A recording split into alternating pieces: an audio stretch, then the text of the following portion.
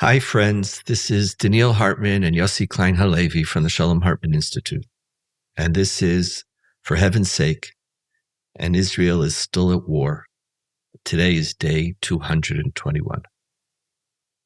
And our theme for today is America and the special, strange, complicated relationship that Israel in general, but that this war is having with America and the current administration.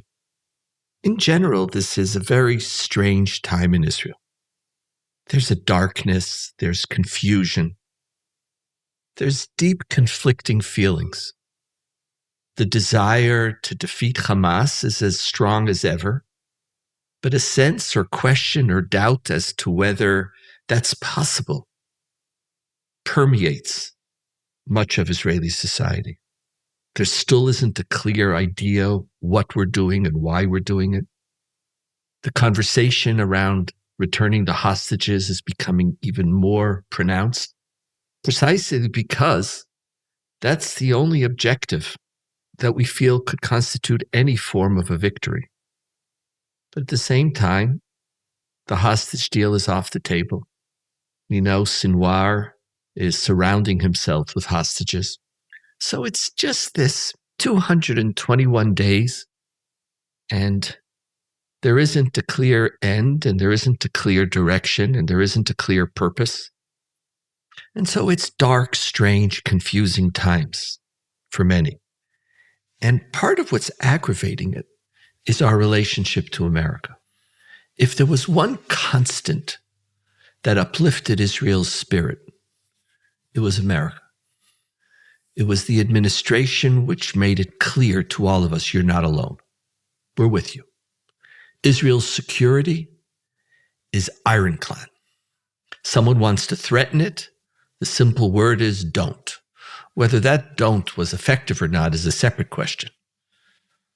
But from the early visit of Biden to Israel, to the aircraft carriers, to the remarkable coordination in foiling the Iranian attacks, to the constant arming of Israel, to the political support.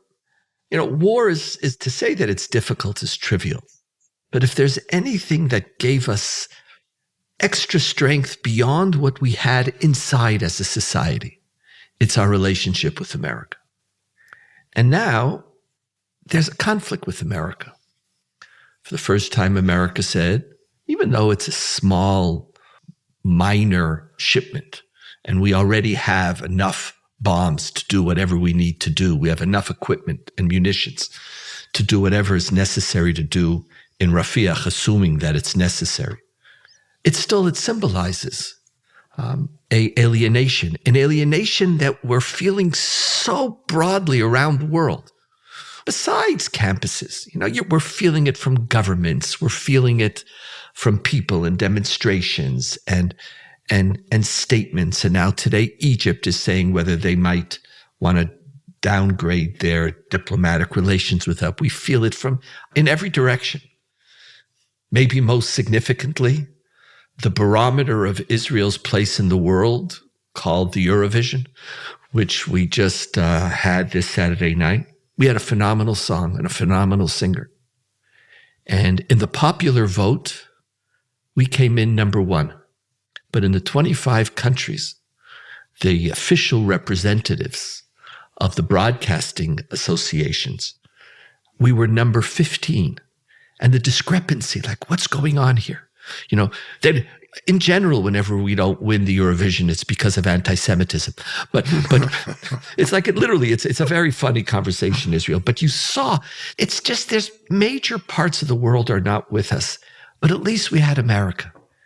And now we don't feel we have America. And, and I was speaking with my colleague and dear friend, Yehuda Kurtzer, my co-president at the Hartman Institute. And he was talking to me about some of the shifting conversation, even in the Jewish community, amongst people who vote Democrat.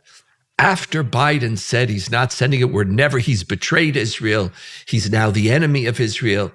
Yossi, I want to put some order into this. I want to ask how you're feeling. I want to think about what brought us to this place And I think it's time for us to talk also about this strange relationship that we have with America, both on the American side, on the Israeli side. And so, besides militarily, Israel psychologically needs America. And I think Netanyahu needs a fight to show that he's the man. But how do you understand this moment here? Where does it hit you? So I'm going to be Donniel for a moment and say, I don't want to talk about Netanyahu. I don't care about Netanyahu. I don't care what he needs, what he wants. I want to talk about the deeper issues here. Did I do that right, Donniel? Was that I want to tell you? We're at a moment, Yossi, it's not that I agree with you. I am so proud of you. So really, let's begin by looking at this through the prism of the Israeli psyche. What is it from our end?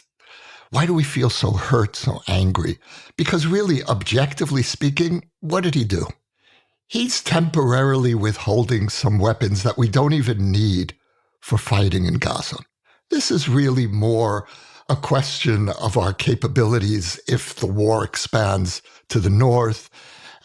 This is not hurting the war effort. But there's this deep Israeli need, and we've talked about this before, to be loved, to be appreciated. And we get so little love and appreciation from much of the world. And America has been there more or less constantly, certainly since 1967. And whenever Israelis are tempted to lapse into the mindset of the whole world is against us, we remind ourselves, no, it's not exactly true. There's America. We have rarely, if ever, felt so alone and so unjustifiably accused of the worst crimes. And having had America through this war, and Biden in particular, you know, when Biden came to Israel, we all felt finally we have a prime minister. Finally, we have an Abba who's giving us the emotional support, the love that we needed. And so when Abba punished us, there was this sense of now, when we're so desperate for your love, and this is really, I think, what it is. It's a question of parental love.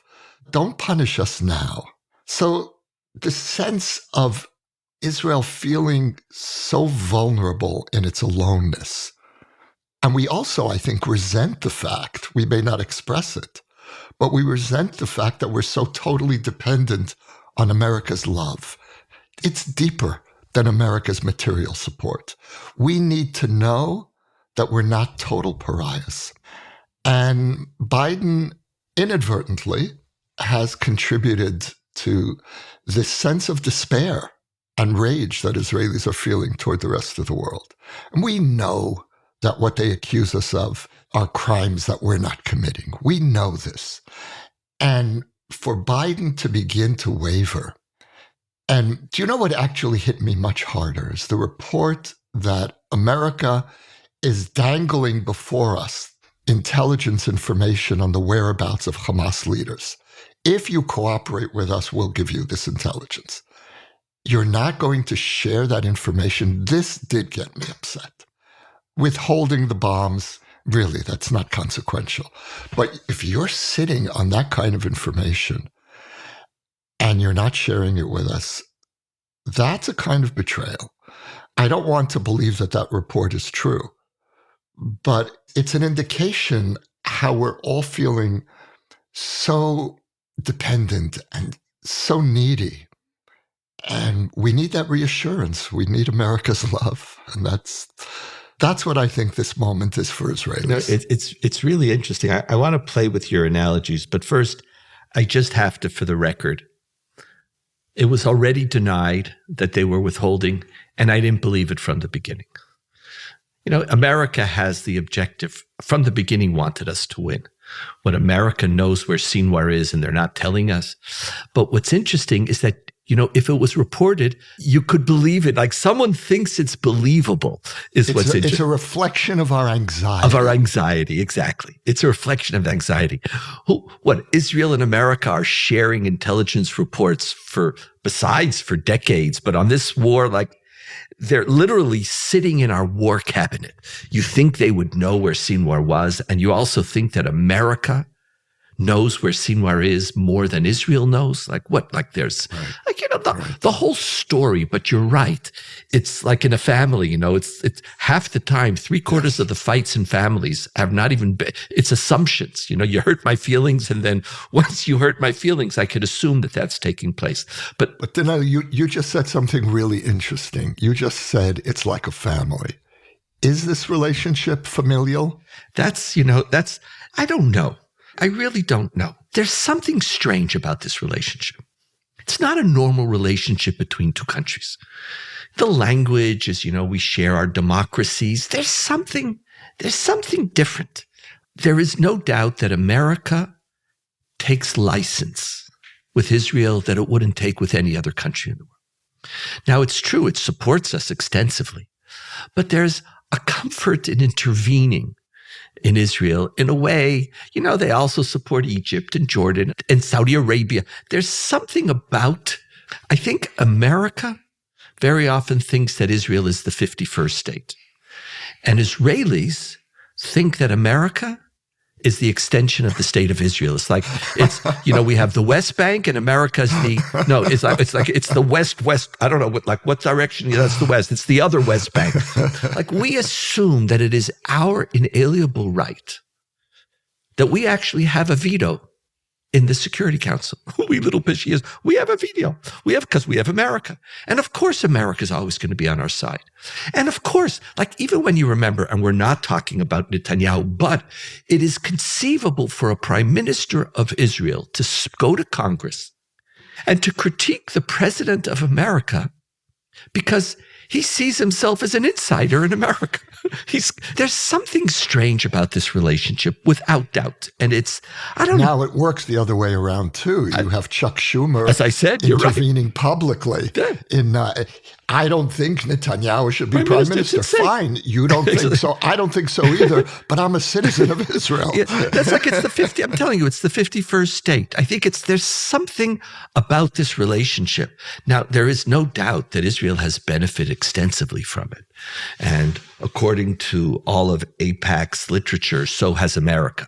So I won't get into who's benefited or who hasn't.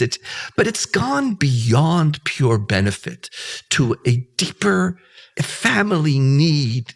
It's not a shared interest. There's something much, much deeper. And there is no doubt that there's a history. There is no doubt that evangelical Christianity deepens this even more, but not exclusively. There's a sense that Israel is part of America, and in Israel, there's this phenomenal saying, if you want to say something is great, one of the ways you say this is a great car, or this is a great America. You say, this is America. There's no country in the world when they want to say something is great, you say it's America. Right. So it's very deep in the Israeli story, which makes, you spoke about our desire to be loved. When we don't feel it, I felt that there was another dimension. I agree with you, the love and the appreciation. I think Israelis want to be understood. They want to feel that we're not crazy. Because sometimes when you live in this world, you can feel you're insane. When you look and listen to some of the criticisms against Israel, you could literally go crazy. Do you understand us? Now, in this case, this is what makes this complicated, and I want your take on this. See, Biden understands us. Biden understands Rafah. Part of what the critique against Rafah is, or what is known as Rafah, or sometimes when people want to show their insiders, they call it Rafah, whatever we want to call it, Rafah. They said, why do you want to go into Rafah? Now, Israel regularly says we have to go into Rafah because there's 4 battalions left that we have to destroy. Without destroying these 4 battalions, the war will not be won. That's the official reason Israel keeps on putting forth. But at the same time, all of Israeli press reported this week that half of those battalions aren't even in Rafah anymore. They've left. So maybe secretly we said, Sinwar's hiding in Rafah.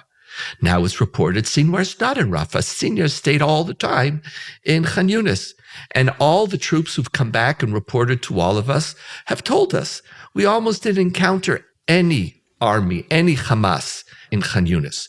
They're basically dug down. Now there's reports of 15-story deep tunnels. So tell me, what's your goal?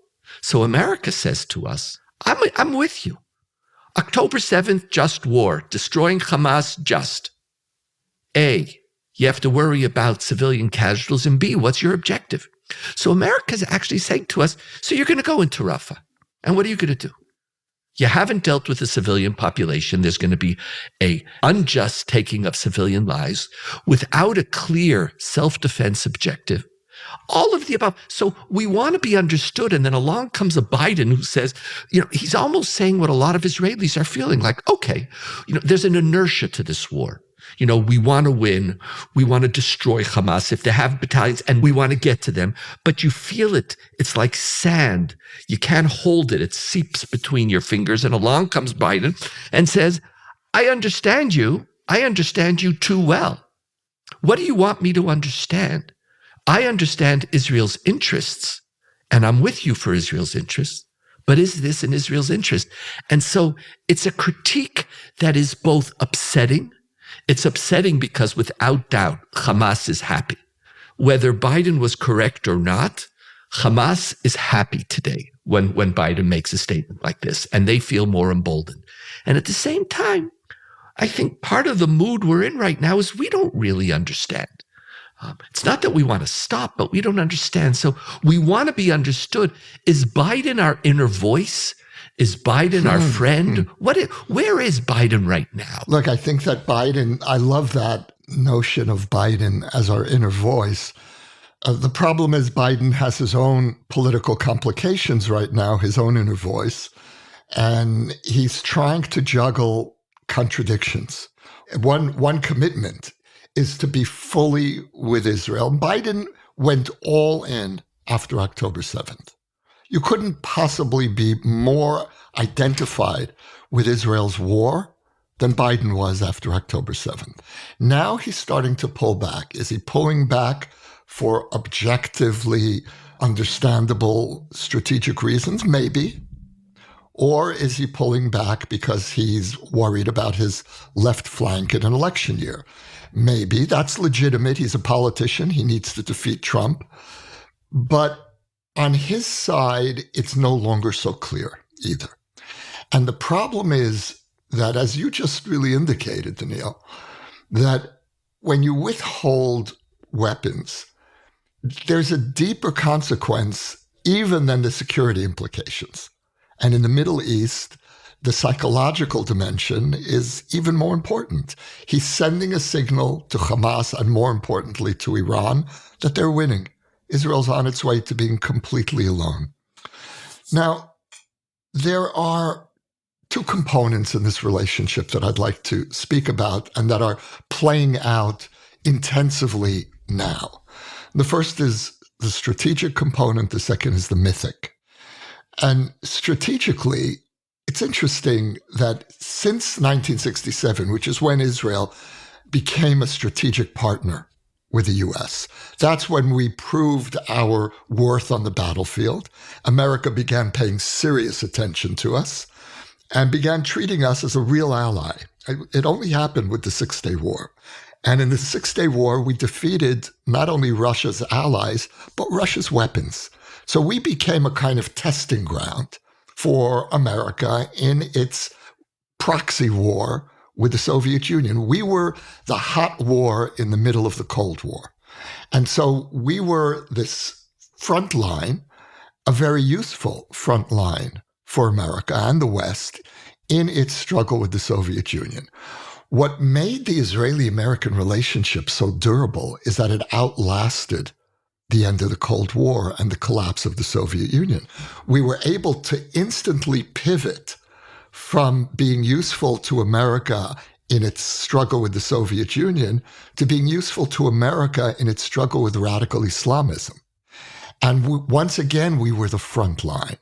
And so America is now itself at a turning point in its own relationship with radical Islamism, where I think that America is still suffering from the way in which Biden retreated from Afghanistan, not whether he should have, but the disastrous imagery of that flight, and the fact that American policy toward Iran and the Iranian nuclear program is a failure. So, of course, is Israel's. We are now on the verge of a nuclear Iran. And so now we have Israel fighting Hamas. But we know that Israel isn't just fighting Hamas. We know that this is one stage of an Iranian-Israeli war. And by extension, this is a war between the West and radical Islamism. But is the West really committed to fighting this war? That's part of the question that we're asking ourselves. And so when we see that our most steadfast ally, not just America, but Biden's America, is beginning to pull back, the anxiety level in Israel understandably rises.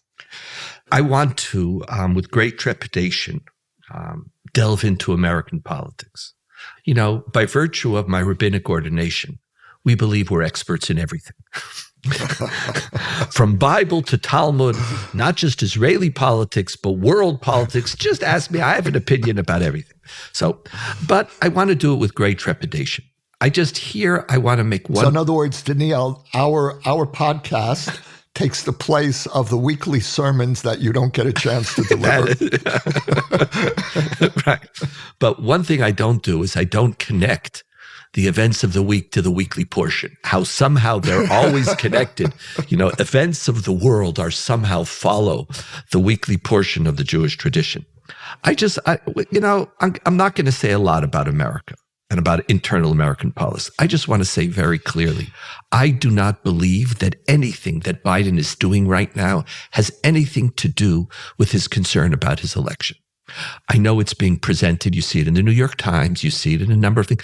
I think it's a false story. I don't think the war in Gaza is a major issue in America, at least according to the polls. The amount of progressives, even amongst the Democratic Party, are still marginal. Look at the Democratic vote for the 17 million. Forget the Republican Party, the Democratic Party. The 17 billion. 17 billion. Million, I said. That's when you don't earn it, but you get it. Million, billion. When you have it. Million. It's all abstract. It's all abstract. Right. It's like million. I don't believe it. I think all of us, you have to look at what a guy did. Look at Biden. If he was worried about his progressive flank, he would have changed his policies and done things completely different months ago already. So where along the line, I tell you, this aggravates me. Like, I know there's all these pundits and he's worried about this and that crap. Look at what the man has done. Why would he pass 17 billion? Make it 12 billion and say, I'm censoring you for. Really? Look what he did. Look at the way he stood and created and used all of American pull to put together a coalition against Iran. The guy has been with us. When are we? There's this term in Hebrew, kfui tova. How would you say that in English? Ingratitude. Yeah, the kfui tova is much stronger. It's like, here a guy has done so much for us. When are you just going to say thank you and shut up and then interpret what he does? Not as an act of betrayal. Like immediately everything that he does disappears because there's one thing that he did that you don't like. I got to tell you, frankly, that aggravates me. It just aggravates me. But you know what, Donniel? I hear you. But I'll let you interrupt me and then I'm going to go on. But please. Yes, because there's just one point here, which is that the anxiety is focusing on Biden, but Biden is really a symbol, unjustifiably a symbol for that part of the Democratic Party that's turning against Israel. That. So if Biden is beginning to send some signals of everybody's wavering, getting hysterical, it intensifies the anxiety about what's happening in the Democratic Party generally. But it's not fair. It's not fair. This man is one of the truest friends of Israel that we have ever had as president. And where are we just going to say, maybe he has a point? It doesn't have to be, because again, we want to assume, yes, of course we're right. And therefore, if you're critiquing us, it's because you're betraying us. I have to tell you, I am tired of it. I don't find it Look interesting. how we treated Moses. What do you expect? How do you expect us to treat Yossi, fantastic. Forget Moses. That's the way we treated God. It's true. But you just said, now I could give a speech. I could give my sermon in shul. God does 10 plagues, does all the miracles, splits the sea. What's the first thing the Jewish people say the minute they don't have the amount of food and water that they need at that second? Oh, what did you take me out for? You took me out to kill me. So you know what? The old Yiddish joke, what have you done for me lately? So first of all, thank you for that. I think that I don't want to be that type of Jew anymore. I want to tell you it aggravates me. It aggravates me. Give the guy the credit that he's due. That because of this, now, he's giving in because there's one state, Michigan, that might have a little, come on. I don't buy it. And if he was worried about that, he would have changed his policies a long time ago. But that said, you are absolutely correct that there are very serious consequences here. And the question is, and here you're putting this into a much larger perspective. And I want to ask you this question. You're saying, listen, we shifted from the Cold War to the war against radical Islam. And then this war in Gaza becomes the personification of that war. So the same thing that I said before, and could America have been with us more on this? No. The question is whether Rafah, whether we ourselves are undermining the war against terror. There is a serious war against terror, but a serious war against terror requires strategy, requires clear objectives. Now we are claiming the war in terror requires the destruction of Rafah.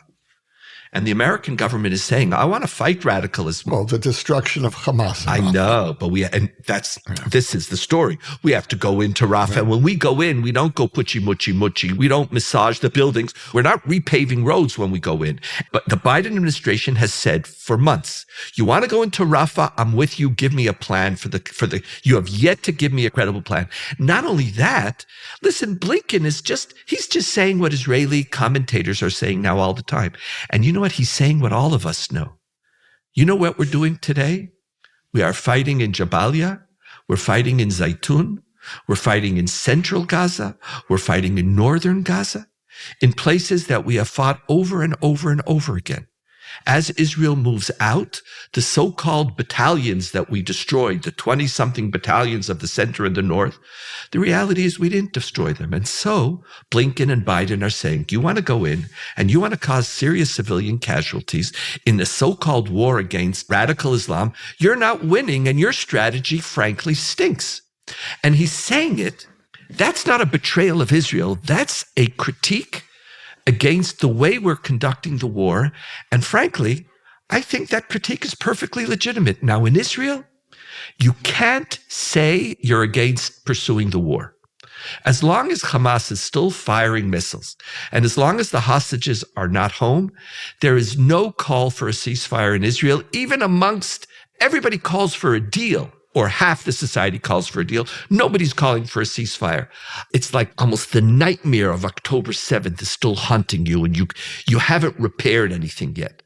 But somewhere along the line, Biden is saying, you want to win? This is not going to win. So don't connect this to the global war against radical Islam. The global war against radical Islam is going to need more intelligent behavior. And frankly, putting it all on Rafah right now, I think it behooves all of us to ask ourselves some serious questions. Last comments, Yossi. I think you're right. We have to ask ourselves serious questions, but they're not rhetorical questions. They're real questions. And I don't know whether Rafah is essential to preventing Hamas from returning to power or not. I don't know. It's true that we're fighting Hamas in places that the army had said we'd already cleared out Hamas from. Nevertheless, we know that Hamas is going to remain a guerrilla force for the foreseeable future. The only question that really matters is, can we prevent Hamas from being in a position of governance? Now, that has two components, a military and a political component. We don't know how the military component is working out. There's a big question mark. And we do know that whatever we're supposed to be doing politically in terms of formulating a morning after approach, we're not doing. So this deep sense of confusion, of drift, is coming both from a military strategic place and a political place. And so the administration is stepping in, and I'm not sure what they're saying. You presented their position very clearly. I don't hear that clarity. Blinken said it explicitly. Yeah, but so what are they saying? They're saying to us, okay, yes, a political plan, I'm with you. But strategically, are you ready to support us if we need, for example, to shut down the border between Egypt and Gaza, right, where the weapons are flowing into Gaza from? Now, that's something that I think really should be on the Yossi, table. This is a great example, and this is going to go beyond our podcast today.